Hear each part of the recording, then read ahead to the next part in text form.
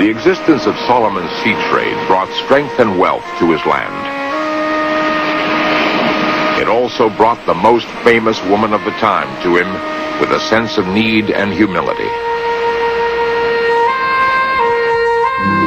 The Queen of Sheba came from southern Arabia, the wealthiest region of the Semitic world.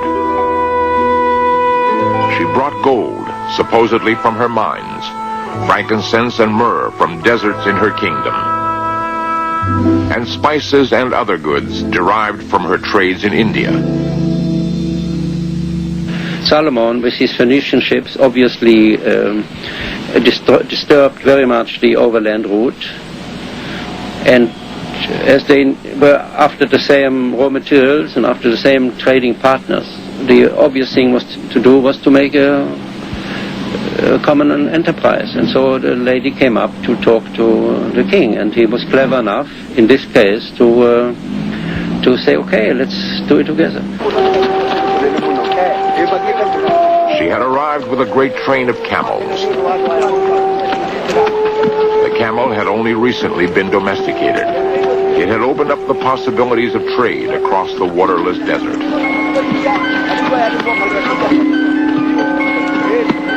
So it seems they concluded their trade treaty.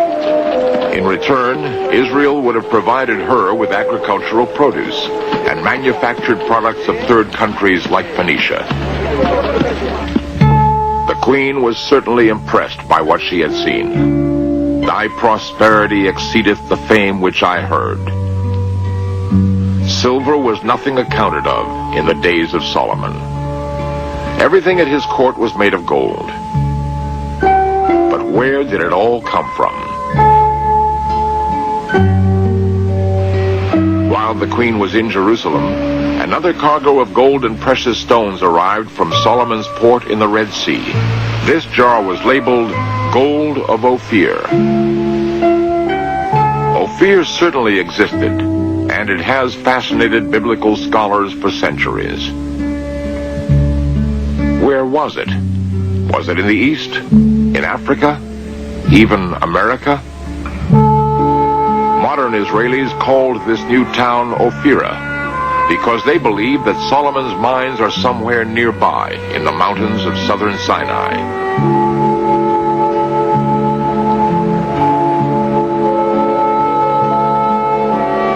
The landscape is littered with the debris of recent war, but there is no trace of Solomon's mine. Merchants traveling north from the Red Sea towards Jerusalem may have left a clue. En route, they sought shelter from the heat of the day in the shade of a canyon.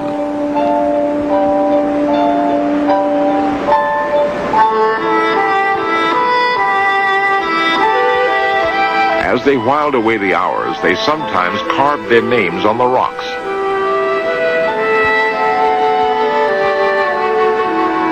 Once someone carved a Phoenician ship. This is a much larger and more seaworthy vessel than the small inshore craft which plied the Mediterranean coast. These could have been the ships that sailed the Arabian coast in search of gold. From the size and number of amphora jars they carried, we conclude that these ships were large and strong enough to sustain long voyages. The Red Sea is full of coral reefs and sudden winds. It is a graveyard of ships. And even today, the local fishermen cast their nets in the shallows rather than venture upon the waters. To avoid the monsoons, the ships would have to leave in July and return in December. So, exactly where did these ships travel? Where was Ophir? What actually is hidden in the deserts of Arabia? We have now geological reports mentioning hundreds of mines, gold, silver, and copper, along the western side of Arabia,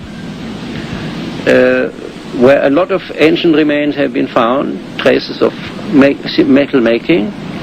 And I think we should consider this as one of the major centers of early mythology in the Near East or in the ancient world, which so far had not been recognized. So with increased knowledge, our ideas change.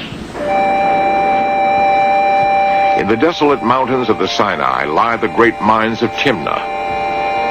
For decades they have been called Solomon's Mines. But are they? The possibility of locating the mines long excited archaeologists. Timna was untouched. All we had to do is to kind of dust it. Very shallow excavations, and here you had complete factories standing with all the remains, working tools, the pottery and the furnaces. So it's a unique site in the world. The earliest mining operations we have are from the 4th millennium BC, the very beginning of copper making, the end of the Stone Age. Then again we have the large workings, thousands of mine shafts, actually date to the time of the New Kingdom of Egypt, roughly the time of the Exodus. In this small temple, the Egyptian landlords and their Midianite workers worshipped the goddess Hathor. The artifacts found by Rothenberg were made by Midianites from Arabia, famed for their skill in metal making. They were made over a period of about 150 years. Then, quite suddenly, mining stopped. I think it was abandoned mainly because the energy problem became too complicated. They had chopped down all the trees. They must have carried charcoal from great distances. But we should, of course, take in consideration that in the middle of the 12th century, the Egyptian empire collapsed. The Egyptians retreated into Egypt, left the Asian provinces.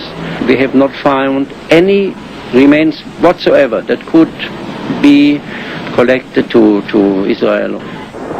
There are no traces whatsoever of King Solomon or any other Israelite king in the area. The mines were mined out already long before and have never been worked since. And we know from the Bible that the Midianites, or the Canaanites, as they were called in Midianite family groups, were the earliest metallurgists. But we have no traces whatsoever of any metallurgy in Israel, in the sources or in the towns excavated. Did Solomon ever have his own mines, or did he simply trade with people that did? After his death, his kingdom fragmented, and his ships rotted on the shore.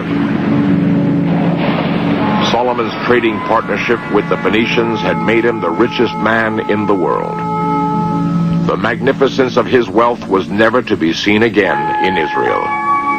Historians who wrote about it, long after his death, made it a legend in its own right. Where it came from was forgotten.